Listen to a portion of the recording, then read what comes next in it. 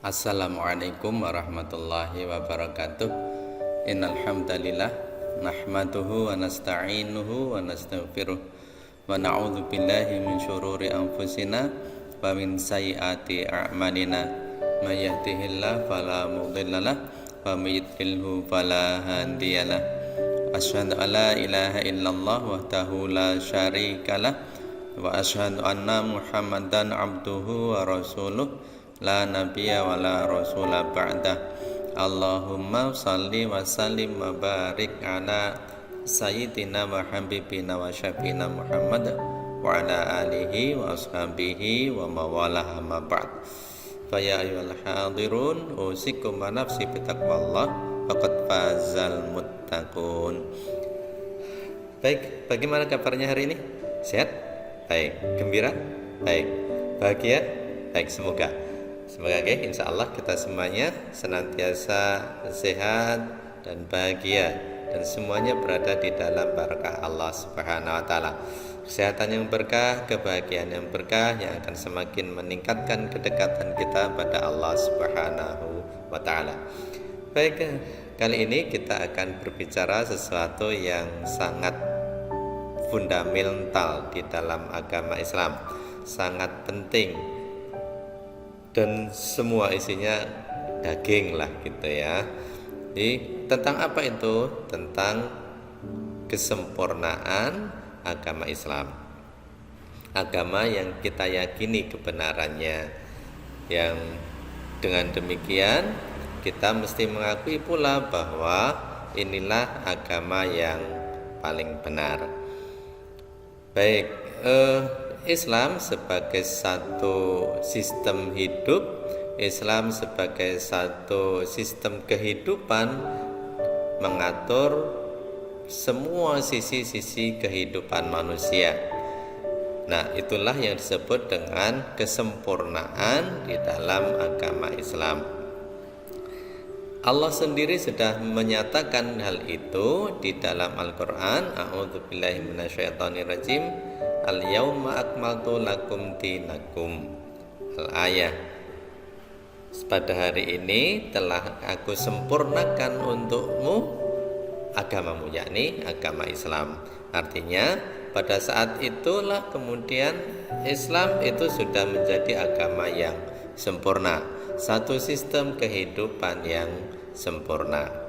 Nah, hari ini kita akan bicarakan itu, materi kita. Untuk mempermudah memahaminya, kita coba ibaratkan, kita coba gambarkan agama Islam itu sebagai sebuah rumah. Rumah itu terdiri dari 3 hal. Ada pondasi, ada tiang beserta dinding-dindingnya, dan ada atap sebagai pelindungnya. Rumah yang lengkap mesti terdiri dari 3 itu. Rumah yang sempurna mesti terdiri dari pondasi, badannya, dan kepalanya, atapnya. Kalau rumah hanya terdiri dari pondasi, tidak mungkin. Rumah dannya pondasi dan dinding badannya, dinding dan tiang penyangganya, tidak mungkin juga, tidak bisa ditempati. Rumah ada pondasinya tapi kemudian cuma ada atapnya, itu juga bukan rumah yang layak untuk ditinggali. Jadi begitu pula lah agama Islam ini mengatur hal yang paling mendasar, yakni pondasi, kemudian ada dinding-dindingnya, tiang-tiang pancang dan dindingnya, dan ada atap sebagai penaungnya. Baik, kita lihat satu persatu. Apa yang menjadi pondasi dasar dari agama ini? Pondasi dasar itu syahadat dan rukun iman. Pondasi dasar itu tidak kelihatan, tetapi ini akan menentukan bentuk bangunan di atasnya dan akan menentukan pula ketinggian bangunan di atasnya. Bangunan yang pondasinya bulat pasti bentuk bangunannya juga bulat. Pondasinya hanya sedalam 30 cm, berarti ini tingginya juga cuma 1 lantai. Semakin tinggi bangunan itu tentu pondasinya juga akan semakin dalam. Nah, syahadat yang dulu di materi sebelumnya sudah kita bahas, itu menjadi pondasi bagi agama Islam. Keyakinan kita pada Allah, keyakinan kita pada Rasulullah, keterserahan diri kita kepada Allah, itu menjadi pondasi dasar yang akan menentukan sikap dan seterusnya di dalam agama ini. Rukun iman, 6 rukun iman itu juga akan menjadi dasar bagi bangunan keislaman kita. Iman pada Allah dan seterusnya ya, hingga iman pada qada dan qadar. Nah, itu menjadi pondasi dasar seberapa kuat kita meyakini, mengimani Allah dan Rasulnya, seberapa kuat kita meyakini hari akhir, seberapa kuat kita meyakini Al-Quran, seberapa kuat kita meyakini qada dan qadar, seberapa kuat keyakinan kita itu akan menentukan ibadah kita, akan menentukan pola kehidupan kita, akan menentukan kehidupan keberagamaan kita selanjutnya. Ya, keyakinan itu memang tidak terlihat. Keyakinan itu ada di dalam hati karena itu sebuah keyakinan. Tapi kemudian kita lihat nanti implementasinya. Yang terlihat adalah implementasinya. Sama dengan rumah, bangunan di bawah, pondasi dasar di bawah itu tidak terlihat, tetapi akan terlihat implementasi bangunan di atasnya. Ya, jadi syahadat, keyakinan kita akan rukun iman, keyakinan kita akan syahadat, itu sangat menentukan implementasi keberagamaan kita di dunia ini. Baik, itu satu. Syahadat adalah pondasi dasar keislaman. Rukun iman juga pondasi dasarnya. Lalu apa saja akan menjadi tiang pancang, tiang-tiang dari rumah itu, soko guru dari bangunan keberagamaan kita itu? Tentu yang pertama adalah ibadah-ibadah kita. Ibadah mahdhah, ibadah-ibadah khusus, salat, puasa, haji, akan sangat ditentukan oleh keyakinan kita kepada rukun iman yang 6 dan kekuatan keyakinan kita pada syahadat kita. Di Islam mengatur ibadah-ibadah mahdhah, ibadah-ibadah yang khusus. Ini menjadi tiang pancang dari keberagamaan kita. Itu yang pertama. Yang menjadi tiang pancang itu semua sisi kehidupan. Kalau ibadah mahdhah itu satu tiang pancang, maka semua sisi kehidupan kita itu menjadi ibadah-ibadah ghairu mahdhah yang juga merupakan tiang pancang, implementasi dari keagamaan kita, implementasi dari keyakinan kita pada syahadat, keyakinan kita pada rukun iman. Semua sisi kehidupan kita adalah bentuk-bentuk ibadah yang merupakan dinding penguatnya, tiang-tiangnya, sokok gurunya, dan dinding-dinding dari keberagamaan kita. Lalu apa saja? Ini hanya sekedar sebagian saja yang pada prinsipnya yang menjadi tiang pancang dan dinding-dinding bangunan itu adalah keseluruhan sisi-sisi kehidupan. Sebagai contoh saja, di sini kita sebutkan yang pertama soal ekonomi. Islam itu bukan hanya mengatur peribadahan saja kepada Allah. Tidak, Islam itu juga mengatur soal tata ekonomi. perniagaan jual beli itu bukan hanya persoalan untung. Jual beli itu juga persoalan surga dan neraka. Sistem ekonomi kita juga sudah diatur di dalam Islam. Tidak boleh uang itu hanya berputar di kalangan golongan tertentu saja.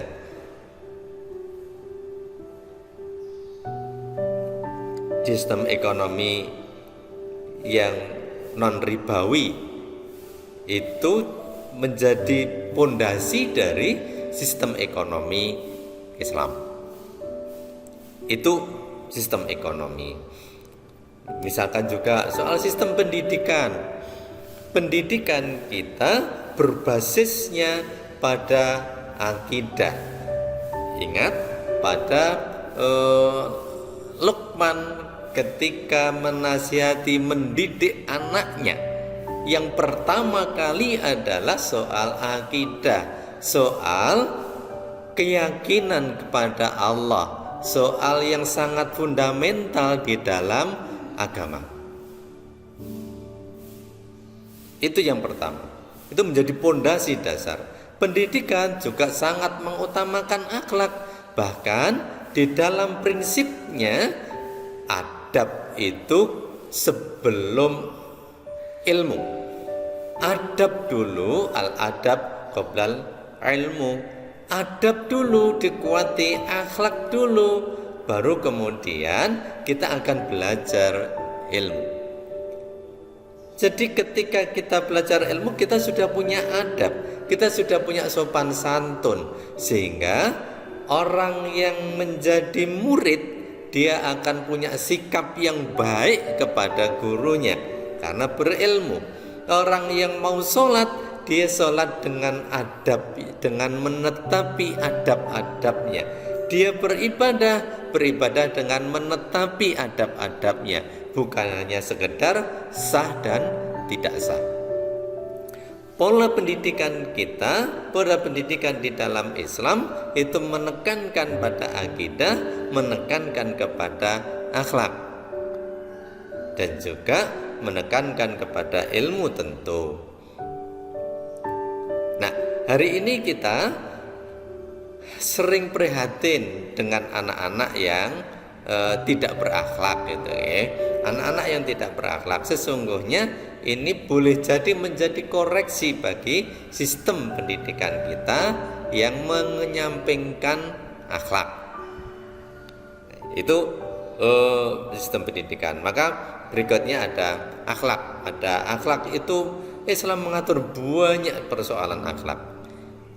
Akhlak bertetangga, akhlak di dalam rumah, anak dengan bapak, bapak dengan anak, anak dengan orang tua dengan anak, semuanya ada akhlaknya.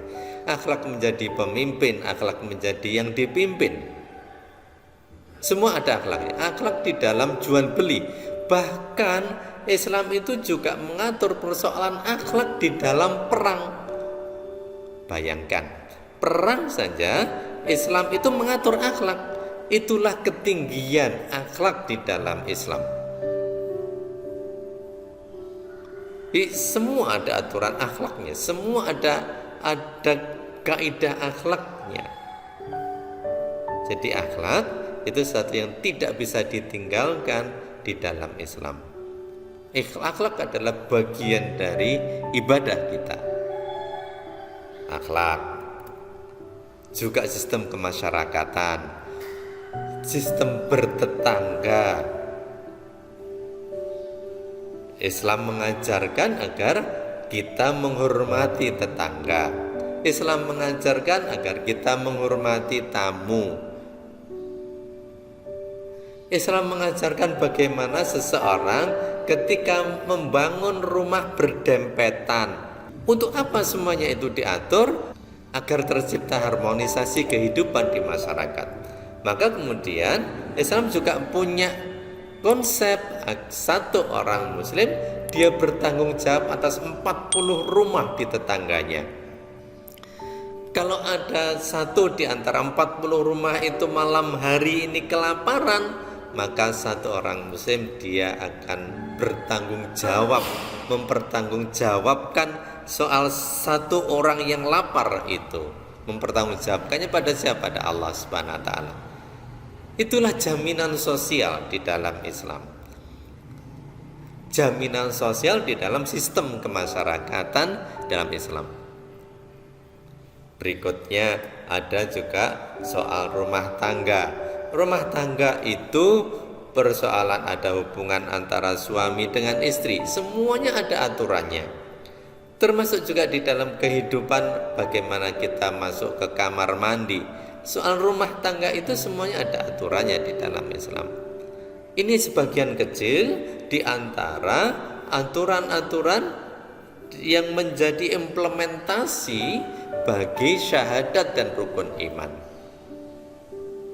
Semakin dalam kita memahami syahadat, semakin dalam kita memahami rukun iman, maka implementasi di dalam kehidupannya, implementasi di dalam sisi-sisi kehidupannya juga akan semakin matang, akan semakin lengkap, akan semakin baik.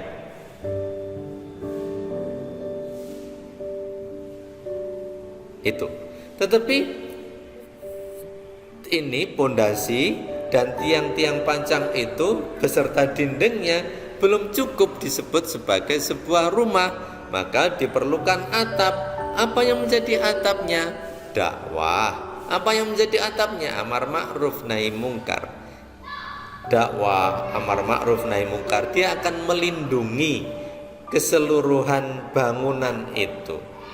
Dakwah, amar ma'ruf nahi mungkar itu akan melindungi seluruh sisi-sisi kehidupan di dalam Islam.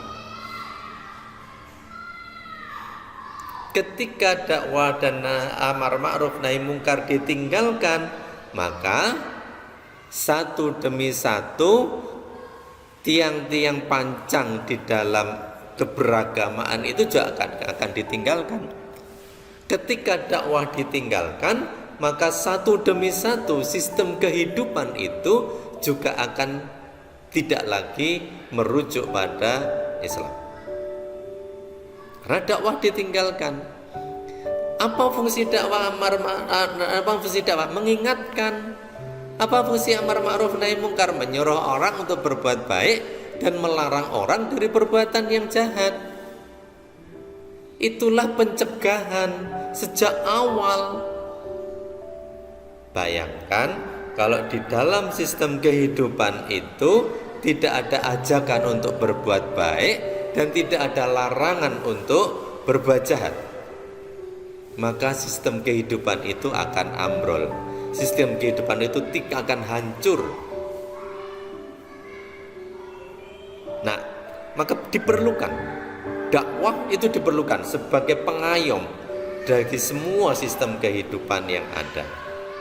Itulah Islam. Nah, tiga hal ini, pondasi, tiang-tiang penyangga, dan kemudian atap, itu tidak bisa ditinggalkan satu persatu. Tidak bisa ditinggalkan satu pun. Semuanya membentuk satu bangunan keislaman yang kokoh. Semuanya akan membentuk satu kehidupan keberagamaan di dalam Islam.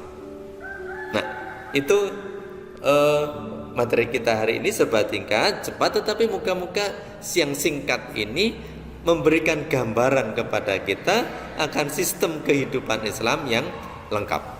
Memberi gambaran kepada kita akan sistem kehidupan yang sempurna. Dengan demikian akan meyakinkan kita untuk semakin berpegang teguh kepada agama ini.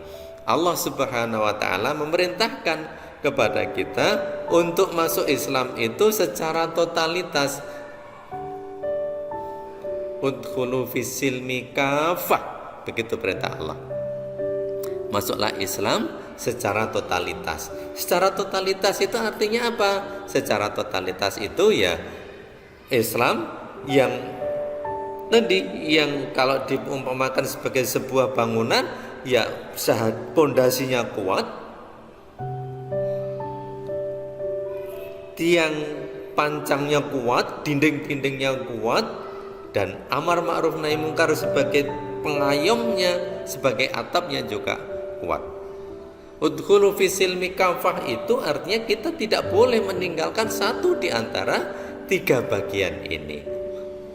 Udkhulu fi silmi kafah itu artinya di dalam semua sisi kehidupan kita itu merujuk kepada aturan-aturan Islam. Apapun profesi kita hari ini, maka ada rujukan aturannya di dalam Islam. Pedagang ada rujukan aturannya. Kalau kita menjadi abdi negara ada rujukan-rujukannya di dalam Islam. Kalau menjadi pendidik ada rujukannya di dalam Islam. Kalau semuanya, semua sistem kehidupan kita ada rujukannya di dalam Islam.